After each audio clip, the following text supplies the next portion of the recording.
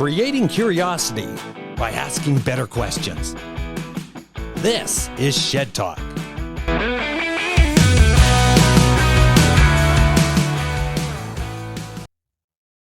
Andrea, Deydey, an episode you don't want to miss. Having twins? An entrepreneur? What do you know what you don't know? Andrea, Deydey. Hello. How are you doing? I'm so good. Thank you for coming on Shed Talk. I really appreciate it. This is really interesting. I'm happy to be here. Yeah. Thank you. All right, Andrea. Mm-hmm. What do you do? So, I, myself, and my business partner, Chris, we own Lighthouse Custom Homes. We are a luxury home builder in Calgary, Alberta.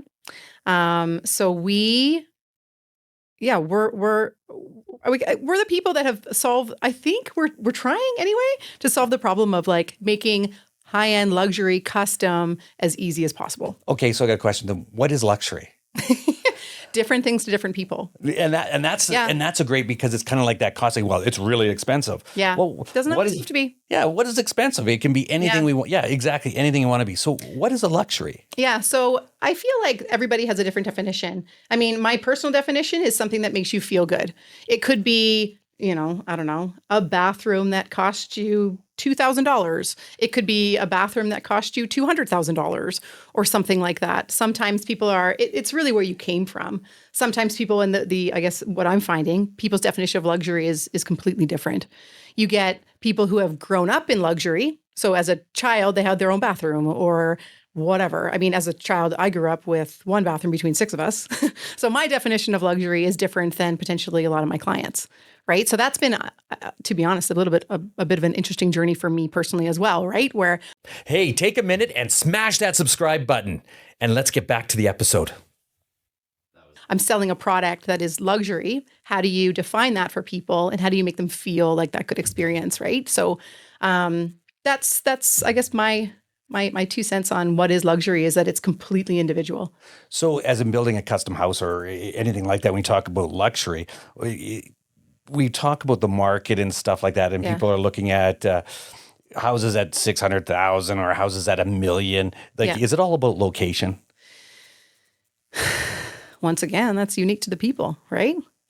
Sometimes, I mean, going back to luxury is an experience. It doesn't have to be a thing, right? So sometimes it's selling an experience, not selling a house, right? Like if you're trying to tell someone what is luxury, it's like, well, I don't know. I want to be able to talk to the person that I'm talking to at any time of the day. That's a luxury. Okay, cool.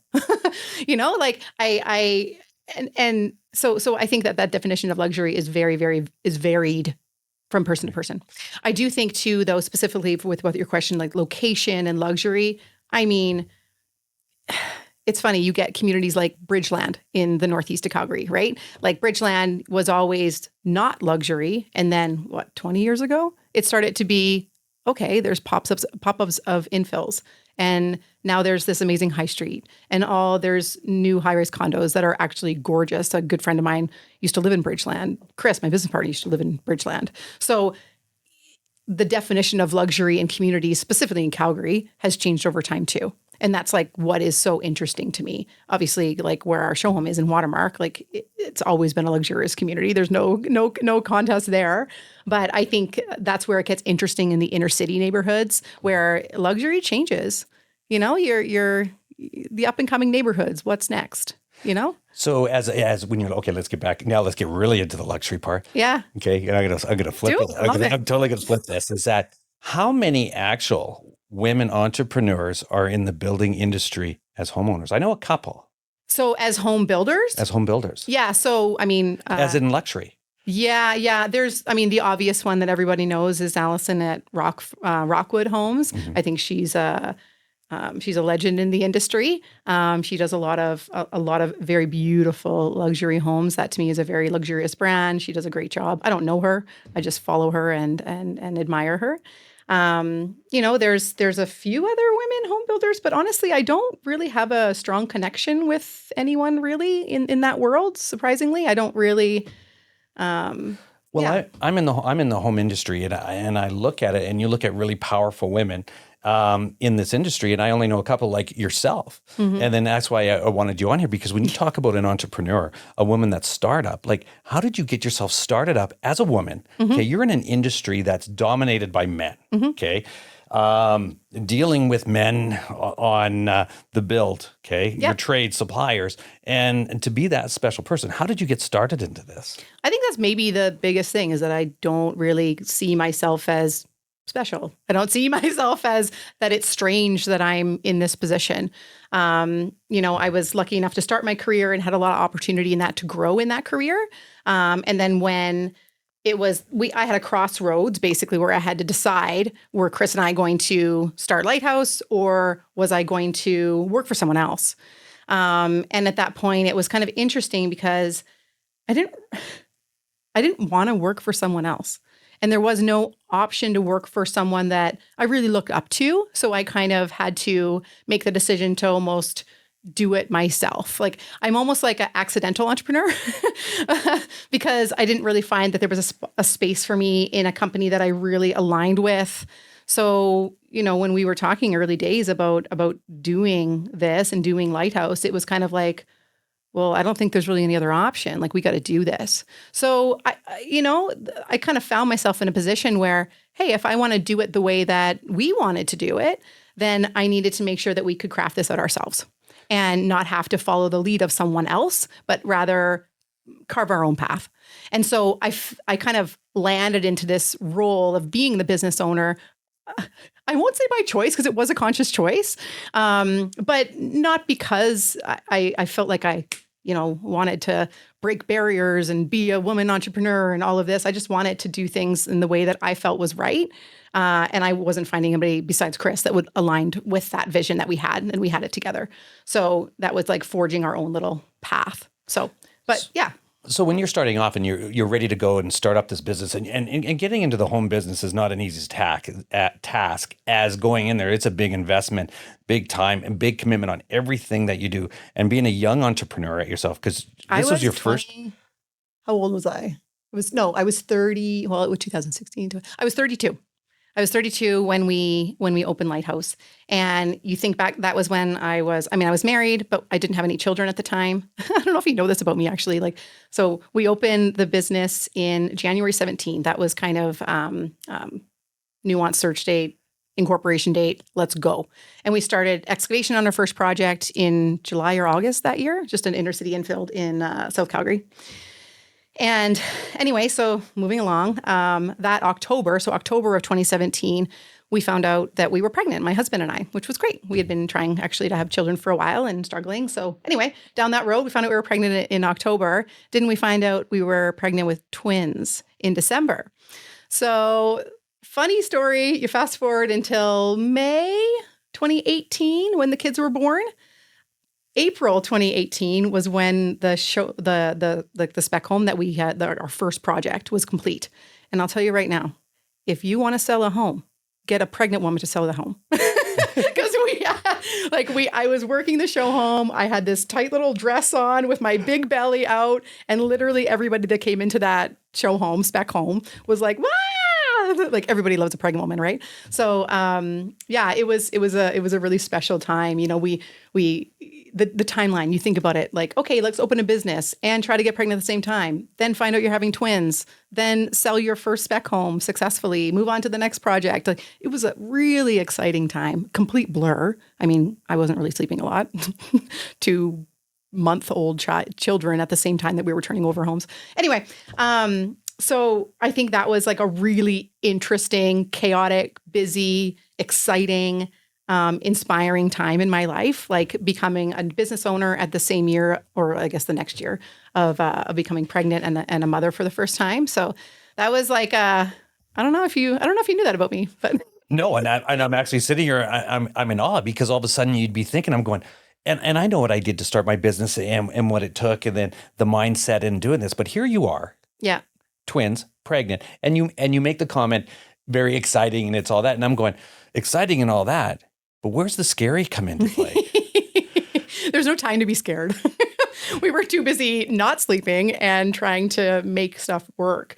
The other complication of all of this too is, you go into a business. We weren't pregnant at the time. I mean, in Chris's defense too, he entered into a business partnership with a woman who didn't have any children. He knew I was trying to have children. And so it was a really exciting period for me personally, but also a very stressful time too. Like I won't glaze over that.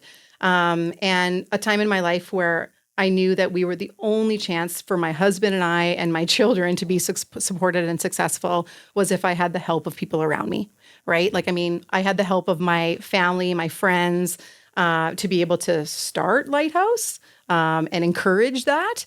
And then, the help of Chris, obviously, we contracted out some interior design. We contracted sales. We contracted all the things that. So Chris was managing the construction side of things and the business development with me. I was doing more of the upfront sales, selections, customer service, that side. And then once I had to take some time off, like physically, I could not take time off. So I had about 3-4 months off. And during that time, Chris did a lot of my roles. We contracted some roles. I'd take a phone call or two, but basically, I mean, I shouldn't be on the phone. I was not sleeping and not even really human at that time. But, well, no doubt. And you're thinking about it's like time management. Like, was there a course? Was there anybody that you were looking up to? Like, and I don't mean looking up to as an individual, but going, okay, how does this look? Like, what is my day going to look like? I've got my kids and I'm fully engulfed in them. How does the time management as a woman, like as a man, it doesn't matter who it is, but how did time management sit in? Honestly, like you kind of didn't. Like what we had to do was pre-plan as much. So when I was pregnant, it was calm. I was lucky enough to have a really calm pregnancy. I wasn't sick. I was actually had a fantastic pregnancy. So that was really nice for me because I was able to logically think about what are my roles? How do I fill those? What if something were to go wrong? Like what if I had to take a full month, or what if I had to a full year? What if I had to take more time? Like you just got to plan for every situation and then make it work. So we were able, like myself and Corey, my husband, and then myself and Chris, my business partner, were able to kind of plan like what happens if this happens? What happens if this happens in both aspects of like personal and business? And I was lucky enough to have a network of people that were willing to help me and like step up to the plate to either be contracted or to just do extra to fulfill what I wasn't doing at that time. So the time management aspect of everything was really just conversations while I was pregnant. And then whenever things came up, it was easy to make decisions because we had prepped the conversations. So to me, the time management was really about pre-planning what was the inevitable. And then all of a sudden getting sales and then keeping going and keeping on top of that because you needed to grow. Yep. So you have one after another. And Chris he's looking after the construction side of it. Yep. Who's doing the sales side? Him. Wow. Yeah, he did a lot at that time. And then why only 3 months? Why not 6? I don't know. In all honesty, being a mom of twins is really hard. Like this is something that a lot of people don't talk about, but I think one of the hardest jobs in the world, like for me going to work as Lighthouse was almost a break from being at home with the hardest job I've ever had, which is being a mom and being a parent.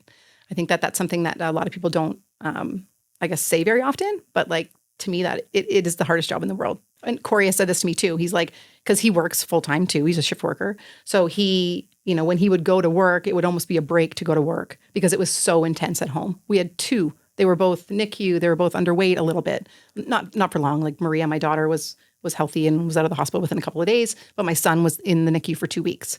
So there was commuting, there was sleeping, and sorry, when I say sleeping, I mean not sleeping. Right. And then all of that came about from that. So Chris really stepped up from that. I only took the 3-4 months. I mean, I shouldn't say that so flippantly. It was 3-4 months completely off. And then after that, I came back kind of on a part-time. We had a nanny come into our home to help us with some of the at-home duties and at-home work so that I was able to come back in. So, yeah. So with women that are pregnant, so you look at it as an entrepreneur with yourself, twins going in there, and you had just mentioned about people that don't ask that question about going back to work. Can you explain a little bit more about the twins and what you face and from your experience having kids and growing with that and going back to work? Like, yes, you said going back to work is like a break, yeah. But share a little bit more about that hardship of the twins going through that, like what you can share there. Yeah, for sure. So just as a side note too, my kids are 5. They're in kindergarten now. So we're in a little bit of a more relaxed headspace now. Not many people know really a lot of people know what it's like to have one child at one time, a newborn at a time. There's another layer of complexity of having 2 newborns at one. Like you think about the physical needs of a newborn, and then just doubling that.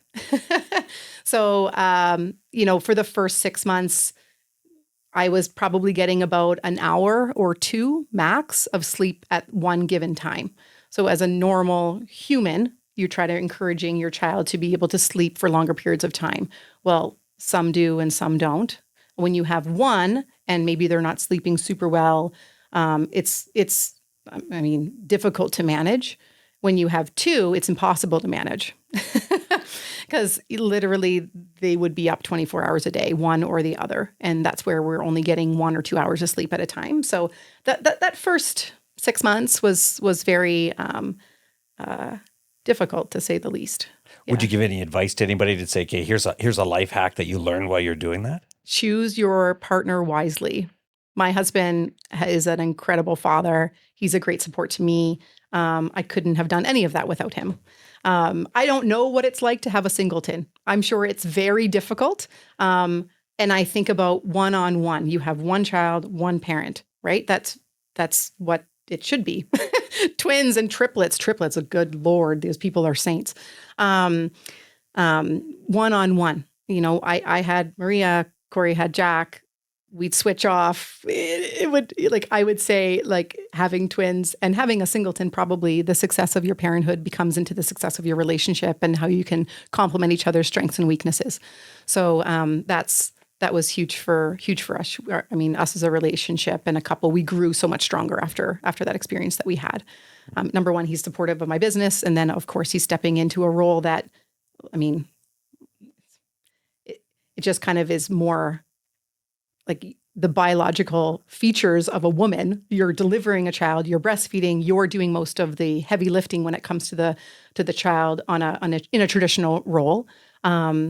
And with twins and specifically triplets, there's 2 people that have to share that role equally. There's just no choice, right? So I would say that's that's a big one. That's a huge one. And then being an entrepreneur and all of a sudden putting that back out there, and you're still going to be, okay, I got to get back to work. So, okay, I got to generate. And was it more of that, I got to go back to work because I need to generate revenue? Or is it more about, I want to go back to work because I love the passion of the home building? I love creating and I love relationships with people. So the whole idea of Lighthouse is, and my why, I guess, why I own a home building company is I love the relationship with people. Like you're in a family's life for sometimes as much as 3 years. By the time you're doing design, the build, and then the warranty and service period, you become that person's real guide. Like they look to you for, hey, you know me, you know my husband, you know my kids, this problem came up. What do you think I should do? And they really look to you for that. And I love having that relationship with people. So it's really special. So for me, going right back into that was really rewarding for me. I have a fantastic relationship at home with my kids and husband. And then to be able to have that relationship here and then the relationship with my clients here and have both people and have, I always say there's almost a 5 pillars of people in your life, right? You've got your family, you've got work, you've got friends, you've got like sisters and extended families like that. If you can make all of these people happy and have a little bit in your bucket for everyone, that's the ideal life. But it's really hard to find that balance, right? You get work, you get family, you get extended family, you get friends, you get yourself. You should probably focus on yourself a little bit. You've really kind of achieved what you should be achieving in life, which is this incredible balance, which is so hard. As an entrepreneur, because we look at it, and I always look at the thing as an entrepreneur, there's no such thing as life-work balance because you're either in it or you're out of it. And then people say, here's your pillars, I need to fill those up. And this will be a good question, is that when you say your life balance and going through there, how many hours do you work a day? Hey, take a minute and smash that subscribe button, and let's get back to the episode. Well, it depends on what you define as work. So my day, I mean, in the morning, I'm up and I'm emailing kind of as much as I can before the kids go down. Before the kids get up, and then they're up for, the morning, and we take them to school now, which is a very interesting part. They're into kindergarten. And then I start my real work day, kind of like that 9 o'clock area, just kind of like everyone. And then, you break until kids get home, you work until kids get home at 4:35, and then it's dinner and it's homework and it's activities and it's skating and it's ballet. And then the kids go to bed at 8. And then at 8, that's when you make the lunches for the next day, you clean up the kitchen, you hang out, whatever. And then it's 9. And then you're like, okay, I got an hour. So what do we do then? And then you go to bed. And then you start the whole thing over the next day. Weekends are kind of like a crapshoot. That's when you have to choose what you're doing, whether you're spending time supporting your staff or, doing some behind the scenes work, the whole, urgent, not important, important, urgent, like all those boxes that you have to like get some stuff done. When do you get them done? On a Saturday morning? Who do you sacrifice? Do you sacrifice time with your kids or do you sacrifice time on your work? Either way, it's a sacrifice and a choice. So that's been a struggle for me, to be honest, when it comes to balancing that. You can't make everyone happy all the time. So as much as you're trying to fill those 5 buckets, you're always dropping a ball, right? Oh, man. There's always something. Yeah. and then and you look at young people nowadays, and then all of a sudden they're getting into a house, doing this, and having a family, and then figuring out how to juggle. And they go, "How do people ever do this?" Especially, and they want to start up a business, and then have everything where you're at and where you're going. Yeah. So it's got to be pretty exciting times for yourself. It is. Yeah. Like I even think about the future is bright. I mean, Lighthouse is almost 8 years old now. I think we learned a lot of hard lessons in our first 5-6 years. We started, inner city acreage, that specialty. A huge pivot in our company was when we committed to build a show home in Watermark. And when that happened, it completely changed our business. We went from me and Chris and doing, 8 homes a year, 6 homes a year, 7 homes a year comfortably. And then, this year we're on track to have 15 contracts. Like we doubled our business and more than doubled our business. It's crazy. And with that, doubled our staff, like tripled our staff. So now it took it from a small business to a business that you actually have to work on the business instead of building homes. That's been a big shift for us for the last 3 years since becoming a show home builder in Watermark. Interesting. And so jumping into the show home, was that your biggest step, like going to build a show home? By far. Yeah. If you think about even just the financial commitment, it's a $2 million investment. When we made the commitment to get into Watermark, it was not a great time in Calgary. It was 2019, I guess, right? Yeah. 2018, I guess. Or yeah, I guess it was 2019 when we made the commitment and started building. But and then opened the doors of the show home wearing masks in the middle of COVID. Right. So really interesting in that we made the commitment prior to COVID when Calgary was in a bit of a dip. There wasn't really much going on and everyone was kind of scared and all that. And then COVID happened and the world changed. And we have, rode that wave. We sold that show home last year and we opened up our second show home this year.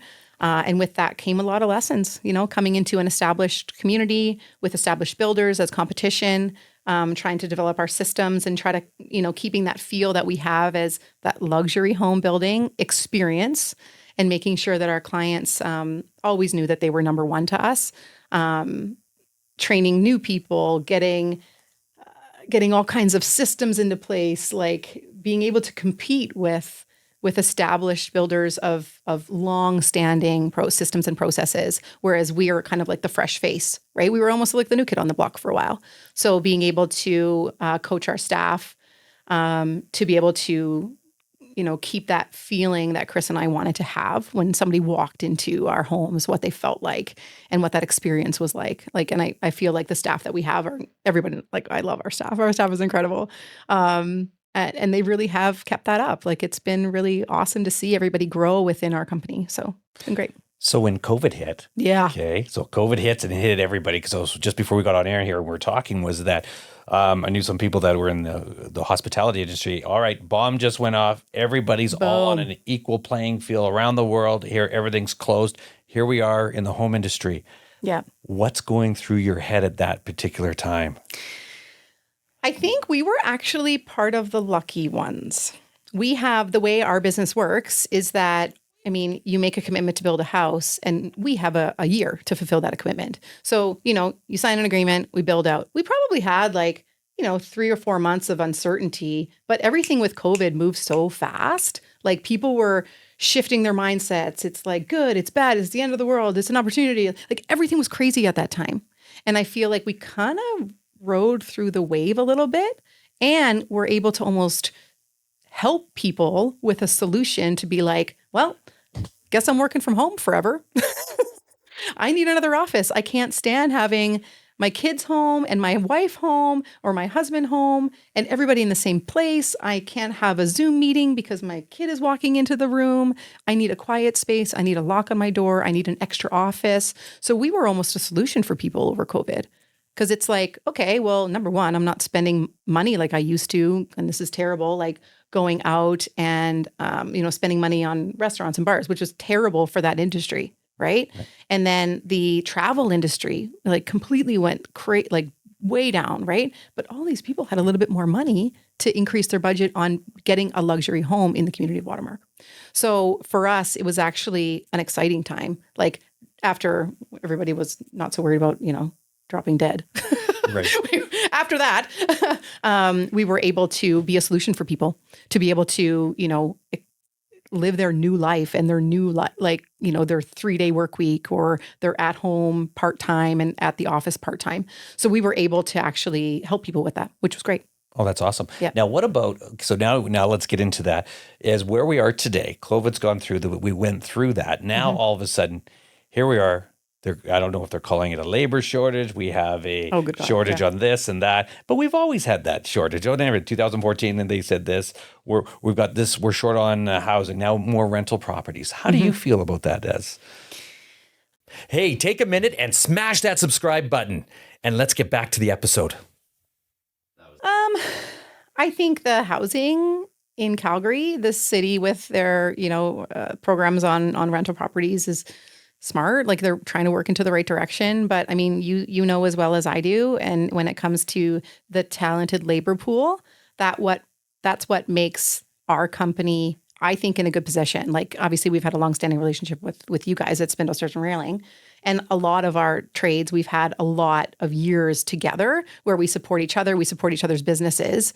So I feel lucky because we have established good relationships with really talented trades, and we can carry those relationships through some turbulent times so maybe if there's a shortage, well, we know we have these core 4 guys that have been with you for years, like your installers or the electricians that we have or the plumbers that we have or the HVAC guys we have, whoever, that I think that it's more crucial than ever in a people-based business like the trades and the trades relationships to treat people with respect, to give people, good work to do, to communicate with them in an effective manner, to just have a respectful relationship. Like I think that's really where the success of every company comes into play, is with the people and the relationships that it has. So I don't think the trades are any different. That it's like if you treat people with respect and you respect their time and pay them fairly and on time and all the things that people just as naturally would expect and want, then you're already a step ahead of maybe your competition. Yeah, so. We recognize in the trade industry, so if we go back years ago, and then people would always say, you know what, it's better to be a doctor, it's better to be a lawyer, you know what, go back to school, go to university, don't take a trade, you'll make way more money being a doctor, lawyer. Fast forward, Are you kidding? Right now, they make great money, trades. And they get to work with their hands. It's a creative. You get to see what you build. This is actually why I chose this career.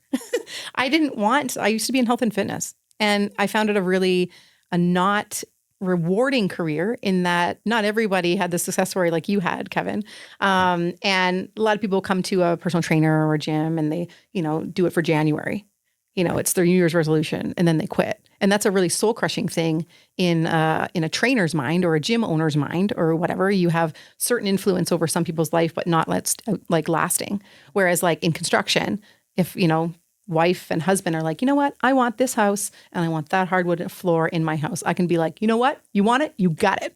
Like I was able to actually come through on promises that I'm making to people, as opposed to my past career in health and fitness, where I could preach from the rooftop, but I couldn't guarantee a result because it was in their hands. With what their dreams are and their dreams for a home, it was able to be in my hands. Like I was able to work with my hands and my computer and my phone to actually build people what they want through those trades that we have, right? So that was a kind of like